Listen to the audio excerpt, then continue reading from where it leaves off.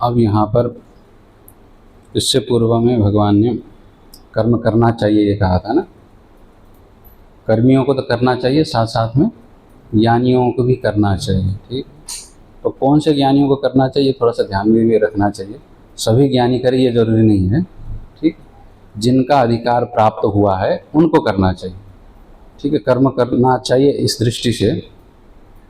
जो अधिकार प्राप्त नहीं है उनको भी करने लग जाएंगे तो फिर कर्म का जो विभाग है वही समाप्त हो जाएगा। इसलिए कर्म यहाँ करना चाहिए ज्ञानियों के लिए जो कहा रहा है ना, तो वहाँ ये विभाग समझ लेना चाहिए। विहित कर्म के लिए विशेष बात कहा रहा है, काम्य कर्म के लिए नहीं। जो विधान किया जा रहा है ऐसे कर्मों का ही यहाँ पर अनुष्ठान करना चाहिए। इनको जिनको तत्वबोध हो चुका है, आत्म का साक्षात्कार हो चुका है।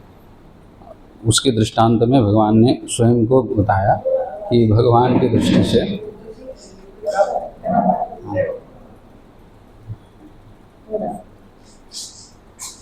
हरिओम, तो अब ज्ञानी की दृष्टि से कर्म नहीं बनता है तो फिर वो कर्म न भी करे तो फर्क नहीं पड़ता है, अंतर नहीं पड़ता है। अज्ञानी की दृष्टि से कर्म न करे तो उसकी हानि, ज्ञानी की दृष्टि से करने पर भी हानि नहीं है, न करने पर भी हानि नहीं है। ठीक है, तो जैसे भगवान कर्म करते हैं इसलिए करते हैं तो कारण ही पता है यहाँ पर लोक संग्रह के लिए। यही बात आगे कह रहे हैं, अगर भगवान कर्म करना छोड़ दे तो क्या होगा, उत्सित ये लोग कहा ना कि ये सारे संसार क्या हो जाएगा, छिन्न भिन्न हो जाएगा। भगवान ने अब यहाँ भगवान का मतलब भगवान श्री कृष्ण का अवतार, राम का अवतार तो इसी भारत भूमि में हुआ है, तो दूसरे भूमि में नहीं है। बाहर की स्थिति क्या होगा फिर, वहाँ तो करते हुए भगवान को किसी ने देखा नहीं, तो वहाँ पर कर्म तो बना हुआ है और यहाँ पर नहीं बना हुआ, ऐसा नहीं है। यहाँ पर भी बना हुआ, वहाँ पर भी बना है। तो भगवान की जो शक्ति है, शक्ति का मतलब पदार्थों को बांधे रखने की, पुरुषों को व्यक्तियों को मर्यादा में रखने की जो शक्ति है, उसको लेकर के यहाँ पर बात कर रहा है। एक अवतार के रूप में भी भगवान दृष्टांत के रूप में गही रहे, साथ साथ में भगवान जहाँ पर प्रत्यक्ष रूप में दिख नहीं रहे हैं वहाँ पर भी अपना कार्य तो कर ही रहे हैं। अगर नियम में मर्यादा में भगवान पदार्थों को न बांधे, ठीक, बुद्धि मनुष्यों की है इसलिए वो देख करके कर सकता है। अभी मनुष्यों की संख्या, जनसंख्या 8 अरब हो गया है, अलग बात है, किंतु पशु पक्षी कीट पतंग पदार्थों की संख्या मिलाया जाए सारे उनका, तो मनुष्यों की गिनती क्या है, 1% बराबर भी नहीं हो पाएगा। ठीक है, तो अब उनकी मर्यादा तो ठीक है, कुछ देख करके अनुकूल आचरण करके कर लेंगे, बाकियों की क्या स्थिति है, वहाँ पर भी तो भगवान बांध ही रहे हैं ना। तो भगवान क्या कर रहे हैं, नित्य निरंतर लगे हुए हैं सबको बांधने में। इसीलिए क्या सूर्य का ताप भी समय पर आता है, ठीक है, ऋतुएं परिवर्तन होती रहती है तो वो समय पर ही होते हैं। अगर थोड़ा सा भी लेट हो जाए, पृथ्वी क्या है 16 डिग्री पर लुढ़कती है तो क्या है गर्मी बढ़ जाती है, फिर 16 डिग्री उठ जाती है, ठीक है, ठंडा आ जाता है। इस तरह से पृथ्वी के थोड़ा सा लुढ़क जाने पर गर्मी और सर्दी का अंतर पड़ जाता है। अब उसमें से भगवान अगर मर्यादा छोड़ दे, अपना काम करना छोड़ दे, 16 से जगह 17 डिग्री थोड़ा सा मुड़ जाए तो यहाँ अकाल पड़ जाएगा, वृष्टि, अतिवृष्टि, अनावृष्टि हो जाएगी। ठीक है, तो इस तरह से भगवान क्या कर रहे हैं, हर जगह पर पृथ्वी के लिए, पानी के लिए, जल के लिए, हर जगह पर जो मर्यादा बांध कर रखे हुए हैं ना, और धावती करके उपनिषदों में भी आता है, सूर्य क्या है, यमो धावती पंचमा, ठीक है। अब वहाँ पर अग्नि, तेज, ये वायु सब क्या है, दौड़ ही रहे हैं उसी परमात्मा की प्रेरणा से। तो वहाँ पर परमात्मा क्या है कि हाथ में मानो वज्र दंड लेकर के दौड़ा रहा है।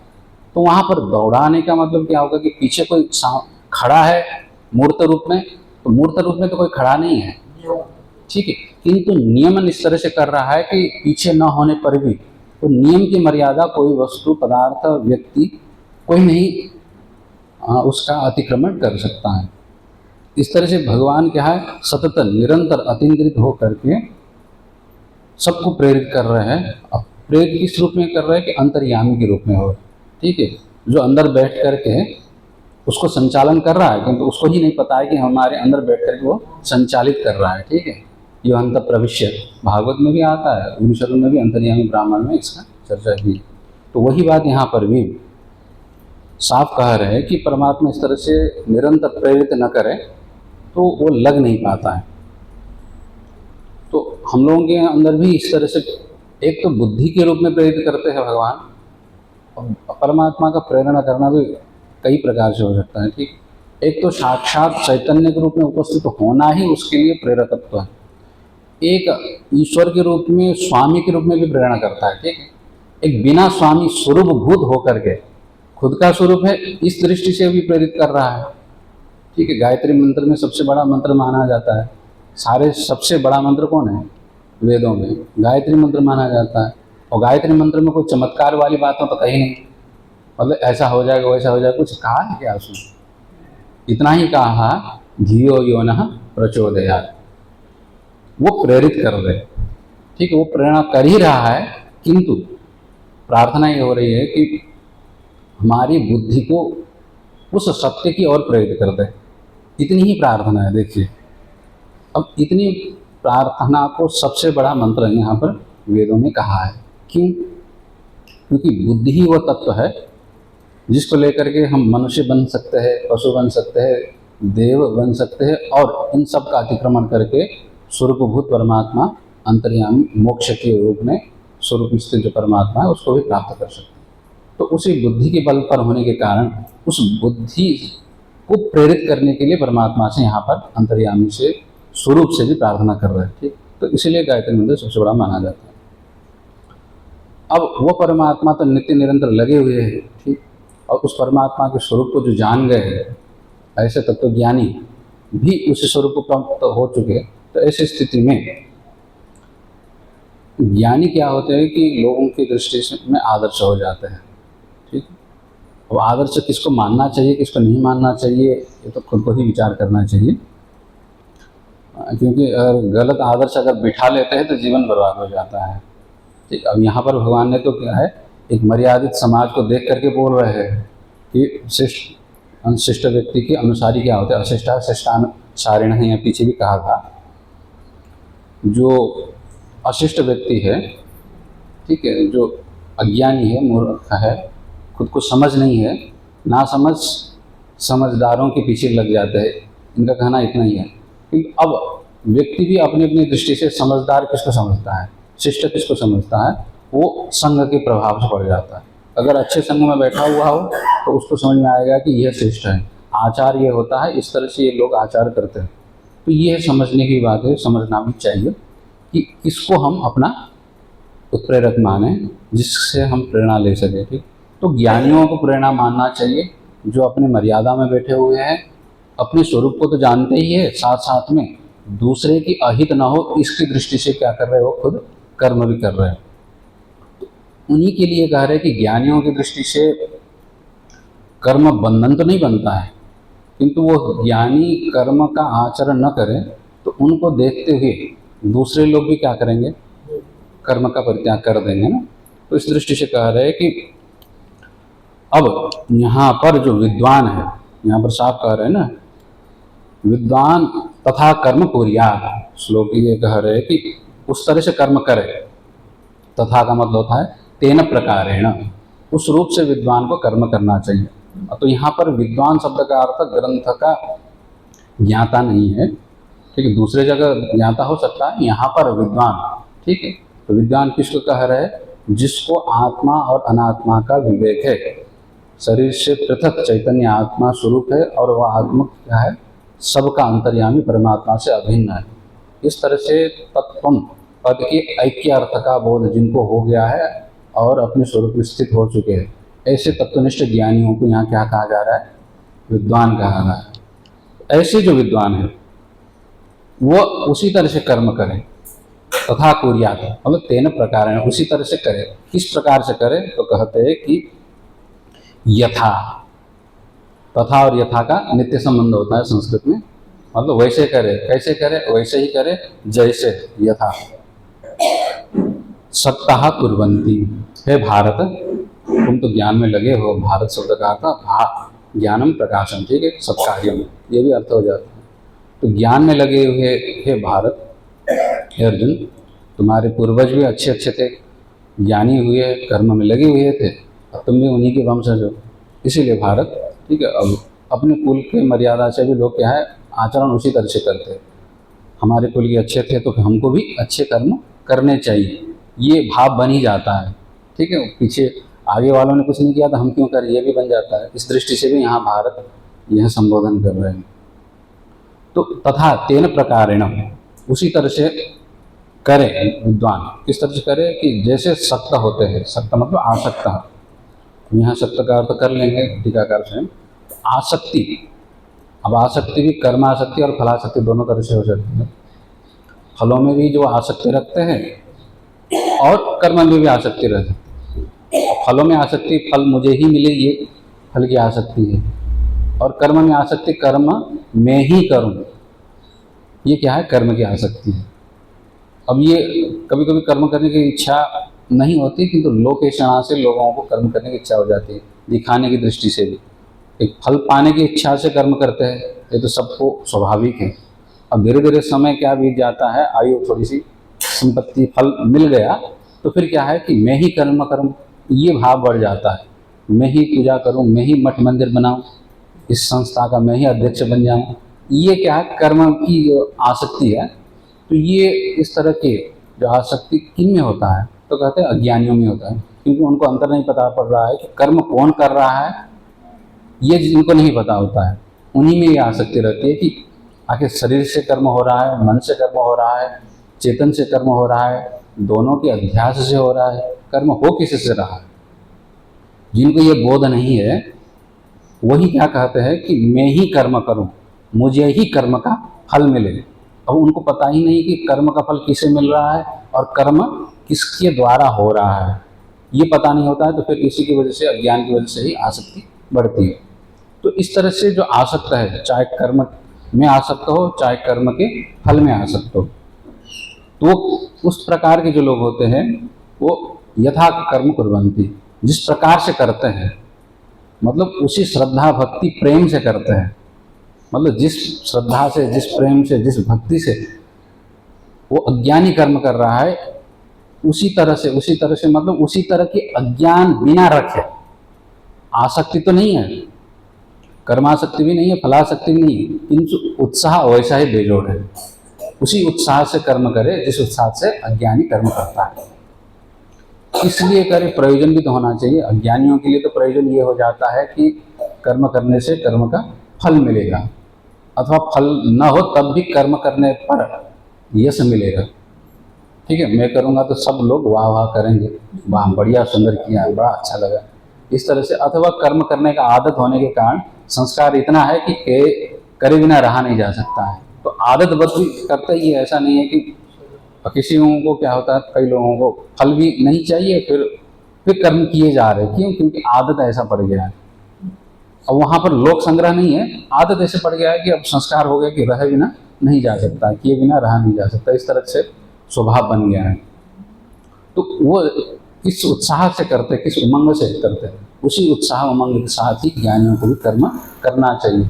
इस दृष्टि से चिकीर्षुर लोक संग्रहम, लोक संग्रहम चिकीर्षुर, लोक संग्रह करने की इच्छा से कुर्याद, ठीक है, लोक संग्रह कर लेना चाहिए। अब लोक संग्रह का मतलब क्या हो गया, लोग को इकट्ठा, संग्रह का मतलब इकट्ठा करना होता है। तो सारे संसार को इकट्ठा करने की दृष्टि से, तो यहाँ पर सारे संसार में जितने भी संपत्ति है मेरे लिए हो जाए, इस दृष्टि से नहीं है। यहाँ लोक संग्रह का मतलब लोक का रक्षण, संरक्षण करना है। जैसे कभी कभार भीड़ इकट्ठा हो जाते हैं ना, लोग कुछ आंदोलन करने लग जाते हैं, ये कर जाते हैं, तो इकट्ठे हो जाते हैं। अगर उनको संभालने वाला कोई नेता ना हो, ठीक है, उनको नियंत्रित करने वाला अथवा दिशा देने वाला ना हो, तो ऐसे भी कर जाते हैं कि वो विद्रोह के रूप में हो जाता है और समाज में इतना नुकसान कर देते हैं कि तोड़फोड़ करने लग जाते हैं, ये हो जाने लगता है। तो उसको निर्देशन करने के लिए क्या हो जाता है, उनको नियंत्रित करने का, संग्रह मतलब उनको बांधे रखना, इकट्ठा करना, ताकि इधर उधर न भटक जाए।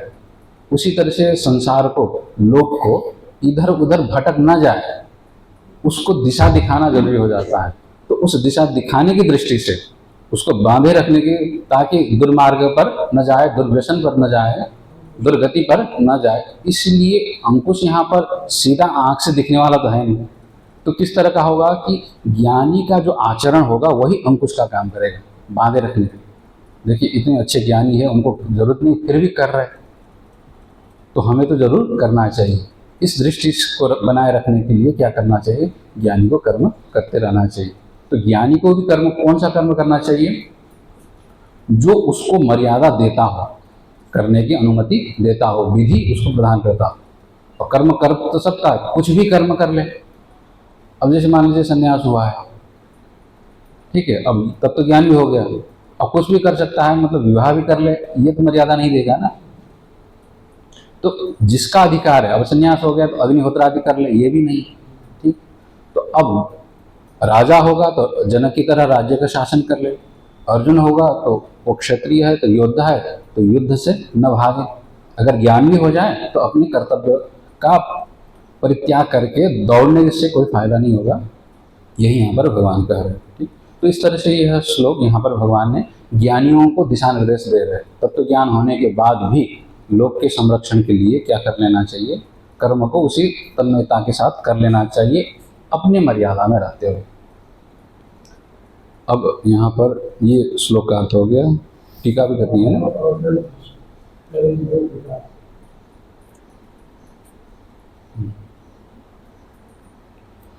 तर्हि लोकहितार्थम, अब पारायण करना है कि नहीं करना, नहीं करना, ठीक।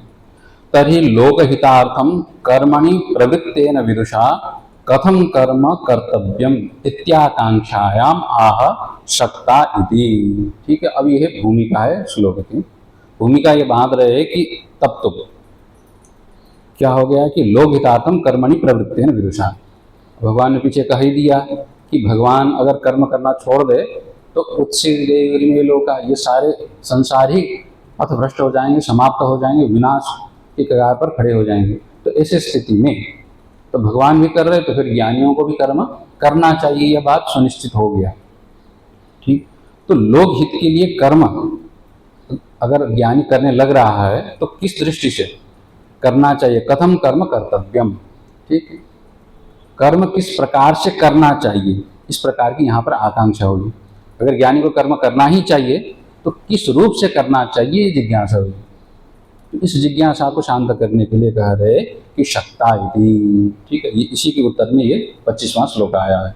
तो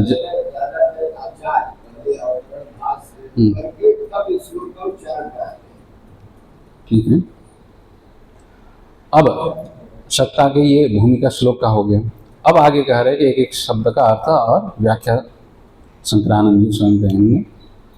अब अविद्वांस से उठा रहे हैं, अविद्वांसो अनात्मज्ञा, ठीक। अब अविद्वांस का अर्थ कर रहे हैं कि जो अविद्वान है। तो अविद्वान तो संसार में सभी है, तो यहाँ पर कौन से अविद्वान लेना चाहिए, जैसे ज्ञानी भी होगा।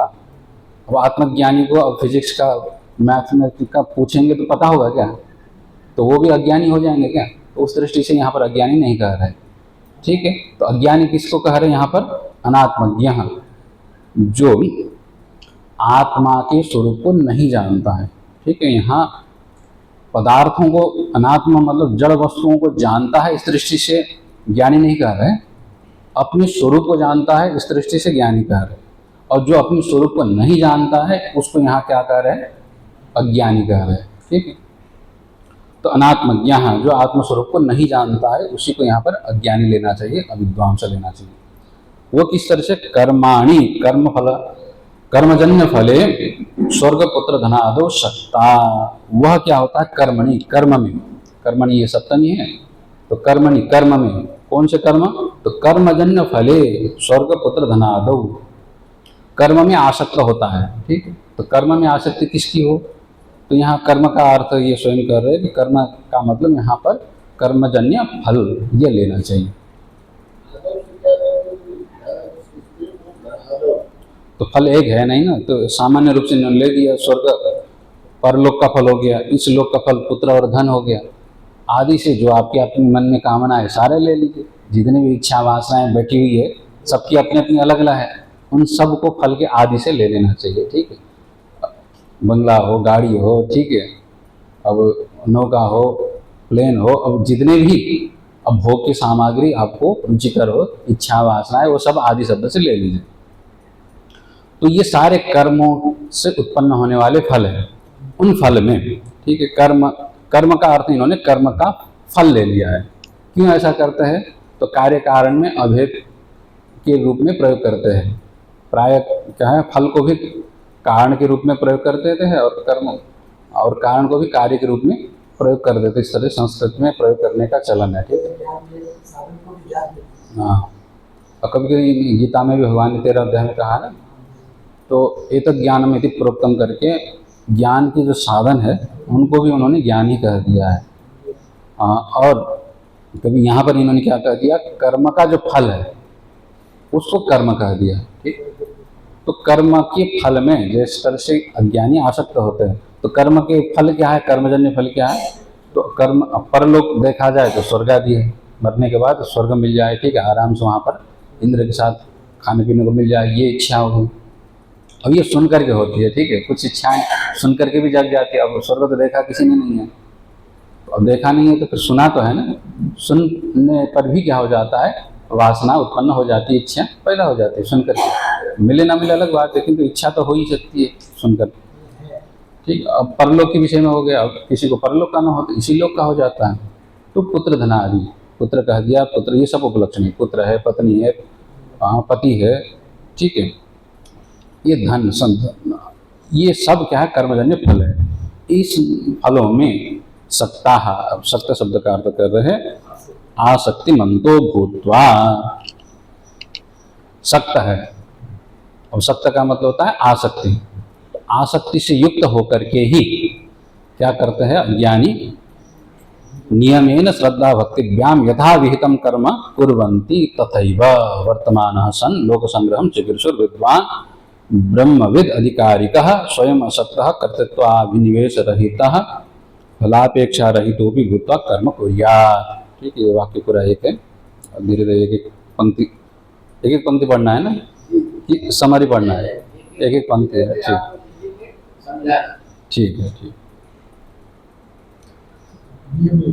हाँ, तो अब उस तरह के जो अज्ञानी होते हैं वो किस तरह फल में आसक्त होकर के, आसक्तिमंतो भूत्वा, आसक्ति से युक्त होकर क्या करेंगे, नियमेन श्रद्धा भक्तिभ्याम यथा कुर्वन्ति। ठीक है, अब नियमित रूप से अब सुबह उठते हैं, फिर चाय वाय पीते हैं, ठीक है, बाथरूम जाते हैं, फिर उसके बाद झोला लेकर के ऑफिस के लिए दौड़ जाते हैं। इस तरह से रोज चल रहा है। ठीक है, एक दिन रविवार छुट्टी हो जाती है, बाकी दौड़ ही रहे सुबह से लेकर के शाम तक। तो इस तरह नियम से अब श्रद्धा और भक्ति से युक्त होकर के कर्म करते हैं, चाहे विहित हो चाहे काम हो। ठीक है, अभी तो प्राय क्या है, विहित तो उतना करते हुए दिखते नहीं, किंतु पेट पालने के लिए, अब परिवार पालने के लिए, खुद को भरण पोषण करने के लिए नियमित ही क्या कर रहे हैं, श्रद्धा और भक्ति से कर्म कर रहे हैं। अब यहाँ श्रद्धा भक्ति का महत्व दिखा रहे हैं, श्रद्धा भक्ति से प्रेम पूर्वक कर रहे हैं। अगर श्रद्धा भक्ति न हो और बाध्यता से करना पड़े तो अभी के ज़माने में क्या हो रहा है, स्ट्रेस हो रहा है। ठीक है, अब यही अंतर हो जाता है कर्म करने में। अगर श्रद्धा भक्ति प्रेम कर्म और कर्म के फल में न हो और बाध्यता ज़्यादा हो तो वो क्या करा देगा, व्यक्ति को स्ट्रेस करा देगा, डिप्रेशन का रोगी बना देगा। ठीक, और यहाँ पर इसीलिए जोड़ दे रहे क्योंकि वैदिक कर्म है तो श्रद्धा और भक्ति के साथ कर्म करना चाहिए, और करते भी है। तो अज्ञानी के लिए ही कह रहे हैं, तो विहितम कर्म कुर्वन्ति। ठीक, वह अज्ञानी कर्म के फल में आसक्त होकर के किस तरह से कर्म कर रहे हैं, श्रद्धा और भक्ति के साथ, प्रेम के साथ। श्रद्धा और भक्ति, ये दो शब्द का उन्होंने प्रयोग किया, लगभग अर्थ सामान्य रहता है। एक में विश्वास और ज़्यादा दृढ़ रहता है श्रद्धा, ठीक है, और भक्ति में प्रेम अर्थ ज़्यादा लगता है। ठीक, एक श्रद्धा में विश्वास की प्रधानता रहती है और भक्ति में प्रेम की प्रधानता रहती है, मन के भाव ही है, और दोनों ही विश्वास है।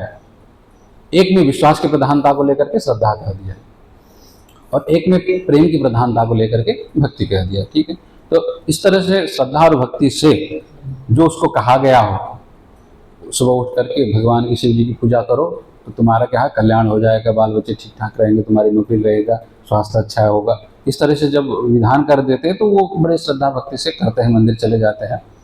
अच्छी तरह से बड़े कंपनी में जाओ तो अच्छी क्या है सैलरी मिलेगा। अब इस तरह से करने पर उसके लिए वो विहित की, अभी लौकिक विहित कही है, ठीक है, एक वैदिक विहित है, एक लौकिक विहित है। तो वो विहित कर्मों को इस तरह से श्रद्धा और प्रेम के साथ करते हैं, ठीक है। यथा कुर्वन्ति, ये किन के लिए होगा, अज्ञानियों के लिए ये कहा, जिस तरह से वो अज्ञानी इस तरह से कर्म करते हैं। तथा तथैव, ठीक है। अब ये दृष्टांत के रूप में कह दिया, दृष्टांत हो गया, अब आगे दृष्टांत ज्ञानी के लिए कह रहे हैं। तथैव वर्तमान सन, उसी रूप में जिस तरह से अज्ञानी दिख रहा है उसी तरह से वर्तमान होकर के स्थित रह करके वर्तमान सन लोक संग्रहम चिकीर्षुर। अब यहाँ पर तथैव उसी तरह से किसको लेना चाहिए, ज्ञानी के लिए कह रहे हैं। अब उसी प्रकार से वर्तमान कौन होगा, ज्ञानी होगा। किस उद्देश्य से होगा, बरतने का कार्य तो एक प्रकार से दिख रहा है, ठीक है, किंतु उद्देश्य दोनों के अलग अलग हो रहा है। उद्देश्य क्या है यहाँ पर ज्ञानी के लिए, लोक संग्रहम चिकीर्षुर, ये उद्देश्य हो गया, लोक संग्रह करने की इच्छा से, जो संचय करने की इच्छा से। इन्होंने लोक संग्रह का अर्थ तो नहीं किया है, तो लोक संग्रह का मतलब लोक को बांधने की इच्छा से, लोक को संरक्षण करने की इच्छा से, मर्यादा में बैठे रहे, मर्यादा से बाहर चले न जाए। अगर सारे क्या अमर्यादित होगा तो संसार चल नहीं पाता है, ठीक है। कोई भी अपने नियम को न माने। अब हम लोग यहाँ बैठे हैं, कथा सुन रहे, मैं बोल रहा हूँ, आप लोग सुन रहे, ठीक है। अब यहाँ पर अगर मर्यादा न हो, मैं कुछ का कुछ बोल दूँ, ठीक है, गीता के प्रसंग चल रहा है, आनंद गिरी ये शंकरानंद जी का चल रहा है, अब मैं किसी और फिजिक्स की बात करने लगा हूँ, मैथमेटिक्स की बात करने लगा हूँ, अब ये मर्यादा रहेगा, आपको वो संबंधित नहीं रहेगा। अब आप लोग सुन रहे हैं तो कोई इधर जा रहा है, कोई इधर जा रहा है, कोई बैठ रहा है, कोई नाच रहा है, तो ये क्या हो गया है कि मर्यादा का भंग हो गया है। तो इस तरह से होगा। तो अब ये जो सत्संग जो कथा है, इसको हम यहाँ क्या कहेंगे, अभी लोग कहेंगे, इसका संरक्षण हो पाएगा क्या, कथा चल पाएगा, निरंतर हो पाएगा, नहीं हो पाएगा। तो इसको बांधने के लिए क्या करना होगा, मुझे जैसा कथा करनी चाहिए, जो यहाँ प्रसंग है वही बोलना पड़ेगा। आप लोगों को भी क्या करना होगा, जिस तरह से बैठना चाहिए, देखना चाहिए, सुनना चाहिए, नहीं आए तो पूछना चाहिए, इस मर्यादा का पालन करना पड़ेगा कि नहीं पड़ेगा। तो ये लोक संग्रह हो गया, लोक संग्रह मतलब ये कथा के संग्रह हो गया, ठीक। तो ये सत्संग का संग्रह हो गया। उसी तरह सभी जगह पर इस तरह का ये समझ लेना चाहिए, उस लोक संग्रह को बनाए रखने के लिए, ठीक। अब ये कब होगा, जब जैसे स्टेज पे बैठा हुआ कथाकार अपने मर्यादा में बैठता है तो श्रोता भी बाध्य हो जाते हैं मर्यादा में बैठने के लिए, ठीक। उसी तरह से संसार का जो सबसे उच्च प्राणी है, संसार से जो मुक्त हो चुका है, वो ज्ञानी अगर मर्यादा को छोड़ देगा तो बाकी उस मर्यादा का अनुपालन करेंगे क्या, नहीं कर पाएंगे। इसी दृष्टि से कह रहे हैं कि अब वो पालन नहीं होगा तो फिर संसार की जो गति है अबाधित रूप में नहीं चल पाएगा, ठीक। तो उसी के लिए कहते हैं कि लोक संग्रहम चिकीर्षुर, लोक संग्रह करने की इच्छा से, लोक को बनाए रखने की, संरक्षण करने की इच्छा से क्या करना चाहिए, विद्वान। अब विद्वान आया मूल में, विद्वान शब्द का अर्थ क्या लेना चाहिए, संसार की ईट पदार्थों को अथवा ये कॉमर्स को जानने वाला यहाँ पर विद्वान नहीं है, ठीक है। अर्थव्यवस्था कैसे चलती है, कानून व्यवस्था कैसे होता है, ये सब का विद्वान नहीं है। विद्वान का मतलब है ब्रह्मविद, जो ब्रह्म को जानता है, ठीक है। तो ब्रह्म का मतलब हो गया है कि सबके अंदर रह करके सबसे अंतिम में जो परम सत्य रहता है, ठीक है, सबका जो आश्रय रहता है। ये तो वायुमानी भूतानि जायन्ते येन जातानि जीवन्ते यत् प्रयन्ति अभिशंविशन्ति तद विजिज्ञासस्व इत्यादि जो श्रुतियों में कहा है, ऐसे ब्रह्म को जो इन्होंने जान लिया है, साक्षात्कार कर लिया है, ठीक है। तो ऐसे जो ब्रह्मविद होगा, और साथ साथ में एक और पद जोड़ रहे, ब्रह्मविद आधिकारिकः, ये बड़ा ध्यान देने लायक शब्द है। ब्रह्मवेत्ता भी हो और अधिकार से युक्त भी हो, ठीक है।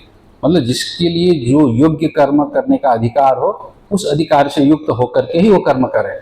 ब्रह्मवेत्ता होने का मतलब ये नहीं है कि ब्रह्मवेत्ता हो गया, ठीक है, राजा हो गया तो सन्यासी के धर्म निभाने लग गया, और सन्यासी हो गया तो राजा राज का करने लग गया, ये नहीं। जिसका जिस क्षेत्र में अधिकार है, ठीक है, वही यहाँ पर ये आधिकारिक करके ये जोड़ दिया, ब्रह्मविद होने के बाद भी। ठीक, अष्टावक्र भी ब्रह्मज्ञानी थे और जनक भी ब्रह्मज्ञानी हो गए। ठीक, फिर भी अब अष्टावक्र ब्रह्मज्ञानी हो गए तो राजकाज चलाने लगे, ये तो नहीं था, और जनक ब्रह्मज्ञानी हो गए तो इसका मतलब अब क्या है, लंगोटी लगा करके राजपाट छोड़ के चले गए, ये भी नहीं था। तो दोनों ही अपने अपने अधिकार। अब राजा क्या है, राजधर्म से परिबद्ध था तो उसका अधिकार क्या है, शासन में था, तो वो अधिकार उसके लिए हो गया। अष्टावक्र जी ज्ञानी थे, ब्राह्मण स्वरूप थे, भिक्षुक थे, तो अब वो भिक्षा ही करके जीवन यापन करते रहे। इस तरह से अपने अपने अधिकार क्षेत्र में निर्वाह करते हुए स्वयं आसक्त, ज्ञानी क्या होगा, स्वयं आसक्ति रहित होगा। अज्ञानी आसक्ति से युक्त होकर के कर्म कर रहा था, अब यह ज्ञानी किस तरह से कर रहे हैं, स्वयं आसक्त। अब ये संस्कृत में क्या है, अशक्त का अर्थ असमर्थ नहीं है। ठीक है, अब अशक्ता तालव्य होगा, इसमें अशक्त होगा तो असमर्थ अर्थ होता है। अब दंत्य स होगा अशक्त और अशक्त। ठीक है, ये दोनों में अर्थ अंतर आ जाता है। अशक्त का अर्थ होता है असमर्थ, ठीक है, और अशक्त का अर्थ होता है आसक्ति रहित होकर के। ठीक है, अब ये दोनों हाँ नए समास है, दोनों में नए समास है, फिर भी एक में दंत्य स है, एक में क्या होगा तालव्य श है। ठीक, तो दोनों स के कारण अर्थ में अंतर आ जाता है। तो यहाँ पर क्या है, दंत्य स है तो उसका अर्थ हो गया स्वयं असक्त, आसक्ति रहित हो, क्योंकि ज्ञानी में आसक्ति किसमें होगा। अब आत्मा अनात्मा का विवेक हो चुका है तो फिर आसक्ति तो रहेगी नहीं।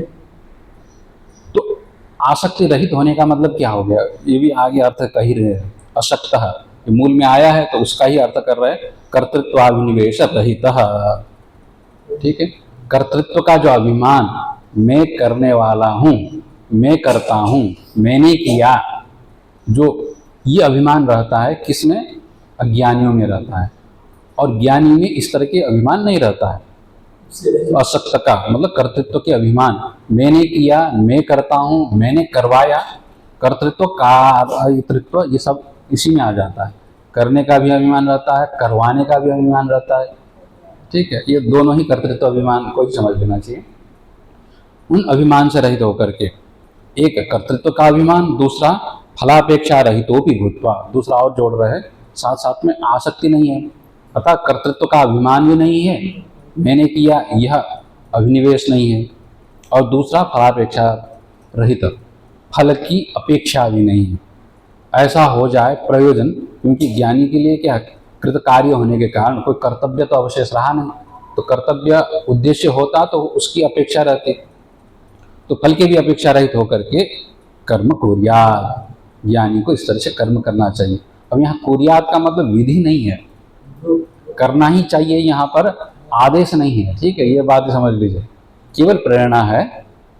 क्यों, ज्ञानी की लिए कोई विधि निषेध नहीं हो सकता है, क्योंकि यहाँ ज्ञानी की बात हो रहा है, तो करना चाहिए करके पीछे से क्या है, गर्दन पकड़ करके भगवान यहाँ नहीं लगवा रहा है। ठीक है, कुर्यात्, ठीक है, विधि है ये, हाँ विधिलिंग है। ठीक है, कुर्यात् कह रहे हैं, तो अब करें कह रहे हैं, तो करे का मतलब करता है, इतना ही अर्थ है। ठीक है, यहाँ जबरदस्ती आदेश नहीं है, क्योंकि ज्ञानी के लिए स्वयं परमात्मा भी आकर के आदेश नहीं दे सकते हैं, क्योंकि उनका ही स्वरूप है। खुद को कौन आदेश दे, परमात्मा का स्वरूप क्या, ज्ञानी का ही स्वरूप होता है। अब ज्ञानी जब आत्मा ही हो चुका है तो अपने स्वरूप को आदेश कोई दे सकता है क्या, नहीं दे सकता है। तो इसीलिए केवल लोक संग्रह के लिए वो भगवान प्रेरणा भर दे रहा है कि हाँ इस तरह से लोक के हित करे, इतना ही। हाँ बस लोक संग्रह ही प्रयोजन है। हाँ, इस तरह से करने से क्या लाभ होगा, तो कह रहे एवं कुर्वन् स्वयं तीर्णः परानपि पारयति इति भावः। ठीक, इस प्रकार से कर्म करने पर आसक्ति रहित होकर के, जिस तरह से अज्ञानी उत्साहपूर्वक कर्म कर रहा था आसक्ति युक्त होकर, अब ज्ञानी आसक्ति रहित होकर उसी तरह से, अर्थात उसी उत्साह से, श्रद्धा भक्ति से ही वो कर्म करे। वो करता भी है, ठीक। किसमें? ठीक? कुर्वन् सत्र प्रत्यय है, ठीक है। अब यह कार्य करता हुआ ऐसा अर्थ होता है संस्कृत में, करने वाला करता हुआ दोनों ही अर्थ क्या है अनुवाद करते समय उसी तरह लगता है। एवं कुर्वन् इस तरह से करता हुआ अथवा करने वाला जो ज्ञानी होगा, ठीक, वो ज्ञानी स्वयं तीर्णः, ज्ञानी तो क्या है स्वयं तो संसार के बंधन से उत्तीर्ण हो चुका है, मुक्त हो चुका है, ठीक। अब उसको देखते देखते, क्योंकि वो कर्म क्या है कर्तव्य की दृष्टि से करता हुआ नजर आता है अज्ञानियों को, इतने बड़े ज्ञानी होकर के भी सुबह उठ रहे, संध्या वंदन कर रहे, ठीक है, जप कर रहे, ध्यान कर रहे, फिर स्वाध्याय कर रहे। अब उसको करते हुए अब अज्ञानियों को भी लगेगा हम 7 बजे तक सो रहे, देखो हमारे गुरु जी क्या है सो 4 बजे उठ करके नहा धा करके ध्यान करके जप करके बैठते हैं और हम 7 बजे तक सो रहे हैं, तो फिर मन में गिल्ट आता ही नहीं आता। तो फिर उनको देखते हुए हमको भी करना चाहिए, ये मन में उत्साह आ जाता है, तो आज नहीं तो कल ही शुरू कर ले। तो अब मन में ये बैठा रहता है, अब जिसके मन में थोड़ा और दृढ़ हो जाता है तो करना शुरू कर देता है, और जब ध्यान करना शुरू कर जाता है फिर स्वाध्याय करना लग जाता है, श्रवण मनन होने लगता है। तो अब ज्ञानी के वो आदर्शों को देख करके, ठीक है, उसी तरह से ज्ञानी तो उनके लिए तो जरूरत नहीं था, स्वयं वो तो उत्तीर्ण हो चुके थे, किंतु अब उनका जो वो आचरण है वो स्वयं तो उत्तीर्ण हो चुके थे, किंतु परान अभी तारयति, परान मतलब दूसरों को भी, दूसरे यहाँ कौन अज्ञानी जो ज्ञान रहित थे, आसक्ति से युक्त थे, उनको भी वह तारने लग जाते हैं, भाव ये हो गया। तो किस तरह से, क्योंकि ये संग का प्रभाव हो जाता है, यही मतलब दूसरों को देखा सीखी करने का हम लोगों का क्या मन का स्वभाव है। मन एक बार मान लेता है कि ये बड़े अच्छे हैं, ये उत्कृष्ट है, उत्तम है, श्रेष्ठ है, अगर मानता है तब फिर उनके अनुकरण करना शुरू कर लेता है।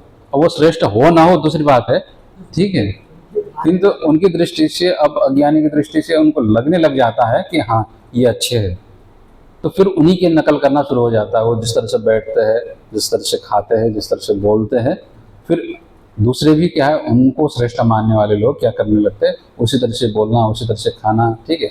गुरु जी लहसुन प्याज नहीं खाते तो फिर उनको देखते हुए लहसुन प्याज भी छोड़ देते हैं, और वो खाते तो हमारे गुरु जी तो खाते, हम क्यों नहीं खाए, तो हो ही जाता है, ठीक है। विवेकानंद जी का प्रसिद्ध बोलते थे, ठीक है, वो खाते थे तो फिर उनके यहाँ सब चलता भी है, ठीक है। तो ये क्या है कि शिक्षा के लिए इस तरह से करना चाहिए, ये बात हो जाती है। हाँ, अब यहाँ आगे जाके कह रहे हैं कि दोनों में अंतर क्या आता है, दोनों तो कर ही रहे हैं, अज्ञानी भी कर्म कर रहा है और ज्ञानी भी कर्म कर रहा है, तो दोनों में मूलभूत अंतर क्या आता है, तो ये कह रहे हैं क्या है, हाँ, कर्तृत्वाभिनिवेश रहितत्वम फलानपेक्षित्वम साकल्य वैकल्ययोर हर्ष विषाद शून्यत्वम च तज्ज्ञाज्ञयोर वैलक्षण्यम, ठीक है। ज्ञानी और अज्ञानी में यही अंतर फर्क, वैलक्षण्य मतलब अंतर, विलक्षणता, दोनों में विरुद्ध लक्षण। वैलक्षण्य किसको कहते हैं, विपरीत जो लक्षण, विपरीत चिन्ह दोनों में दिखाई पड़ता है, ठीक है। वैलक्षण्य का अर्थ होता है, हिंदी में फर्क भी बोलते हैं, अंतर भी बोलते हैं। अंतर का मतलब दोनों में अलग अलग चिन्ह दिखाई पड़ते हैं, ठीक है, अंतर आता है। एक का जो लक्षण होगा दूसरे का वो क्या होगा, वो विपरीत लक्षण होगा, यही हो जाता है ना। जो विपरीत दो वस्तु है, एक का तो लक्षण हो जाता है और दूसरे की दृष्टि से वो विलक्षण हो जाता है, तो वही लक्षण हो जाता है, विपरीत लक्षण हो जाता है। वही लक्षण का मतलब विरुद्ध स्वभाव, विपरीत चिन्ह, दोनों में इस तरह का समझना चाहिए। क्या है, तो एक हो गया कर्तृत्वाभिनिवेश रहितत्वम, ज्ञानी का लक्षण है और अज्ञानी के लिए विपरीत लक्षण है, ठीक। ज्ञानी में क्या होगा, कर्तृत्वाभिनिवेश रहितत्वम, कर्तृत्व का अभिनिवेश नहीं रहता है, मैं करता हूँ, मैंने किया, मैंने ही किया, किसी ने नहीं किया, मैं अकेले करता रहा जिंदगी भर में, क्या है इतना खपा रहा, इसमें लगा, किसी ने कुछ नहीं सही किया, हमको ही करना पड़ा सब, ठीक है। परिवार पालना, वो करना, ये करना, हमने ही किया, किसने कौन किया, सबको लगता ही ऐसा ही है ना, हमने ही किया, कुछ नहीं, न पति ने सही किया, न बच्चों ने सही किया, सब उनको ही करना पड़ा, ये भी हो जाता है। माता पिता ने भी कुछ नहीं किया, थोड़ा बहुत बचपन में किया, फिर हमको ही भार उठाना पड़ा। तो इस तरह से ये हो जाता है। और बाकी ये तो लौकिक कर्म के लिए। फिर वैदिक कर्म के लिए कहते हैं कि हाँ, हम सुबह उठते हैं, शिव जी का पूजा किया, मंदिर रोज़ जाते हैं और रोज़ सत्संग सुनते हैं। हमने किया, मैं रोज़ जाता हूँ, जाती हूँ, ठीक। इस तरह का। अब ये जो कर्तृत्व का जो अभिनिवेश होता है, अभिमान। अब अभिनिवेश शब्द का अर्थ, अभि मतलब चारों तरफ से, निवेश मतलब उसी में पड़े रहना, उसी से बंध जाना, ठीक। हाँ, अब योग सूत्र में तो अभिनिवेश भय को कहते हैं, ठीक। मृत्यु का जो भय, उसका अभिनिवेश वहाँ कहा। और यहाँ पर ये मृत्यु के भय को न होकर के कर्तृत्व के चारों ओर मंडराते रहना, ठीक है, उसी पर बंधे हुए। जैसे अब खूंटे पर किसी बंदर को बांध दीजिएगा तो वो बंदर क्या, उसी खूंटे के चारों ओर घूमता ही रहता है ना, कहीं और नहीं जाता है। उसी तरह से कर्तृत्व, करने का पन जो है ना, कर्ता पन, मैंने किया, मैंने किया, मैंने किया, मैंने किया, ये जो बार बार रिपीट होता रहता है ना, और किसी किसी को ज्यादा होता है, किसी को कम होता है, ठीक है, सुनाई देता है ना, मैंने किया, मैंने किया, ये बार बार जो होता है, इसी को क्या कहेंगे, कर्तृत्वानिवेश, ठीक है, अभिनिवेश, कर्तृत्व का अभिनिवेश। ये किस में होगा, अज्ञानियों में होगा। और ज्ञानी में क्या होगा, तद्रहितत्वम, कर्तृत्व का अभिनिवेश न होना और कर्तृत्व का अभिनिवेश होना, ये दोनों में विपरीत स्वभाव है, विपरीत लक्षण है। ये पहला। और दूसरा और क्या है,